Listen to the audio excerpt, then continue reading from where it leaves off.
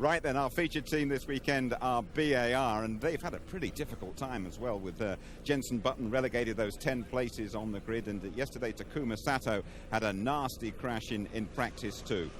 That meant he was short of track time for qualifying. Here is, though, Takuma analysing his qualifying lap with race engineer Jock Clear.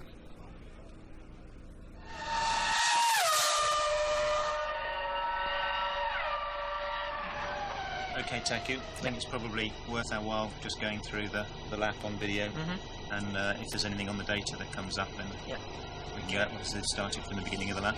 Yep. Approaching to turn 1 is pretty quick, it's 300k nearly, and click the curves, need a nice and stable here. No problem through there? Yeah, no problem. The problem was a little bit here, had a bit of a moment under the braking, and maybe it cost us a little bit. Yeah. Car's not bottoming along here? Not really, just kissing nicely, so it should be very sweet for that. Okay. Very, very heavy braking. I think one of the... This is where Jensen made his mistake in qualifying, but yours was tidier than his through there. It was no problem for us. A good traction.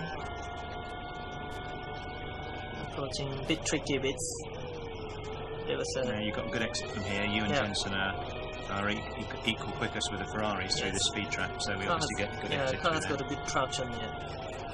This is a quick corner. It's a quick corner, and because the stadium section is all the corners, it's all the tight, so and also that corner was really, we have to look at the inside wheel. But truly, because it's natural camber over the circuit, but a little bit twitchy. The car was a little bit twitchy, but I didn't lose too much time. So as you mentioned on the video, this turn 2, which is where you lost time in pre-qualifying, and obviously you braked a bit early here, and that's where you lost most of your time really. From then on, it's a pretty tidy lap. You obviously got a little snap of oversteer just on the apex there in the slow speed, and quite a lot of understeer on the exit, which is something that I think will probably get a little bit worse in the race, so we'll have to look after that if we can.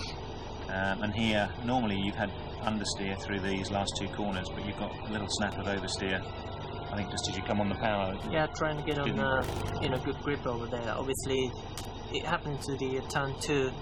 In the first Korea, had a big moment, and really for this run, we couldn't have any risk because we lost all the session this morning. So we wanted a nice and clear run. So maybe we lost a bit of time over here.